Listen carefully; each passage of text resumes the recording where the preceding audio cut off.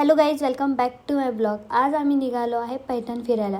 रस्त्याने नेचर इतकं मस्त होतं की फुल ग्रीनरी व्ह्यू होता. व्ह्यू एन्जॉय करता करता कधी आम्ही मंदिरामध्ये आलो माहीतच पडलं नाही. आणि फायनली आम्ही पोचलो नाथ मंदिराला. नाथ मंदिर हे पैठणमधलं प्रसिद्ध ठिकाण आहे. हे संत एकनाथ महाराजांनी इथे समाधी घेतलेली आहे. संत एकनाथ महाराज हे महाराष्ट्रामधले संत कवी होते, त्यामुळे हे ठिकाण भक्तीची मोठी श्रद्धा आहे.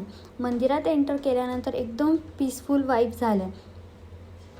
छान दर्शन वगैरे झालं आणि मूड एकदम फ्रेश झालं. दर्शन झाल्यानंतर आम्ही निघालो गोदावरी रिव्हर बघायला.